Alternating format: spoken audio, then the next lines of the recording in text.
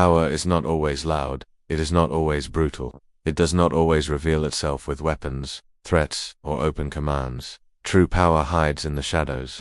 It works silently, invisibly, beneath awareness. And the darkest form of power is not the kind that takes your freedom, it is the kind that convinces you that you are free, even as you are controlled. Throughout history, empires, leaders, and manipulators have discovered the same truth.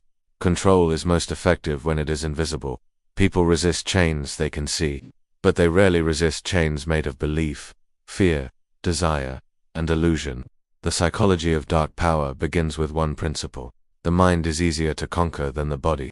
Armies and prisons are expensive. Fear and persuasion are cheap. To dominate through violence alone is risky, but to dominate through psychology is sustainable. Those who understand this truth shape nations, movements, and individuals without ever raising a sword. The first method of dark power is fear. Fear is primal. It bypasses logic and paralyzes action. A frightened mind seeks safety, even at the cost of freedom. Tyrants, cult leaders, and even corporations weaponize fear. Fear of loss, fear of punishment, fear of exclusion. Each one is enough to control behavior. The genius of fear is that it requires little maintenance.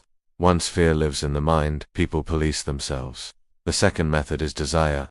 Power does not always need to coerce. Often it seduces. Desire for wealth, recognition, pleasure, belonging, all can be used to make people obey willingly. When you give someone the illusion of reward, they will chain themselves. What looks like freedom is often just manipulation disguised as opportunity. The third method is division. To control the many, you must prevent them from uniting. Divide them by race, class, ideology, or belief. Give them enemies, keep them distracted fighting one another, and they will never notice the hand that controls them all. Division is one of the oldest tricks of rulers and, still, one of the most effective. The fourth method is narrative. Whoever controls the story controls reality. Human beings are wired for stories. We need meaning, explanation, and direction. Those who provide the narrative through religion, politics, media, or culture control how people see the world. Control the story, and you never need to control the people directly.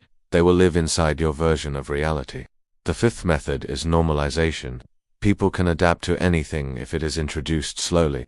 What is shocking today becomes acceptable tomorrow, and normal the day after. This is the psychology of boiling frogs. Slow, incremental changes that remove resistance. The dark masters of power do not demand sudden obedience. They shape it gradually, until the unthinkable becomes ordinary. The sixth method is scarcity. Humans value what seems rare, even when it is not.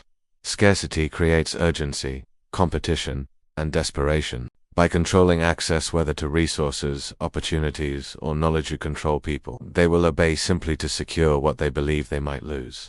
The seventh method is surveillance. When people believe they are being watched, they censor themselves. They obey without needing punishment.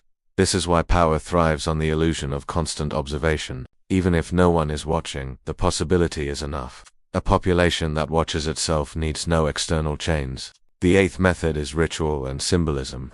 Power wears uniforms, crowns, titles, and symbols. These cues trigger obedience on a subconscious level. Rituals remind people who holds control and reinforced hierarchy. The beauty of ritual is that it becomes invisible. People obey not because they are forced, but because it feels natural. The ninth method is reward and punishment. Classical conditioning shapes behavior not only in animals but in humans. Praise, promotions, privileges, and recognition keep people compliant. Shame, exclusion, fines, or punishment ensure they remain so. Power thrives on this simple psychology. Behavior that is rewarded is repeated. Behavior that is punished disappears. The 10th method is ignorance. Knowledge is dangerous to those who rule. The less people understand, the easier they are to control. Ignorance is maintained through distraction, misinformation, and oversimplification. Keep people entertained, exhausted, and divided, and they will never question the structure of power. These methods of dark psychology are not new, they are timeless.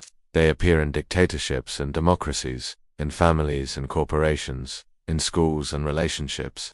The tools are universal, because the human mind is universal. But the true mastery of power is not in using one method. It is in combining them: fear with desire, narrative with division, scarcity with surveillance. The overlap creates a system of control so complete that it feels invisible. People obey not because they must, but because they want to or because they cannot imagine another way. So how can you resist? The first step is awareness. Once you see the tools of dark psychology, you can no longer be fooled by them. Awareness weakens their hold. The second step is critical thinking. Question narratives. Who benefits if you believe this story? Who gains if you obey this command? The third step is courage. Resistance will always carry risk. To stand against fear, desire, or conformity is not easy, but power loses its grip the moment people refuse to obey. The fourth step is unity. Division is the weapon of control. Connection is the cure. A united people cannot be ruled by the same tricks that control the isolated. The final step is responsibility. True freedom requires accepting responsibility for your choices. Authority can command, but you decide. Power can influence, but you act. Dark psychology is not only a danger, it is also a tool. If you understand it, you can use it to inspire, to protect, to lead. The same tools that enslave can also liberate, depending on the hand that wields them. The question is not whether dark psychology exists. It does. The question is whether you will remain its victim, or learn to master it.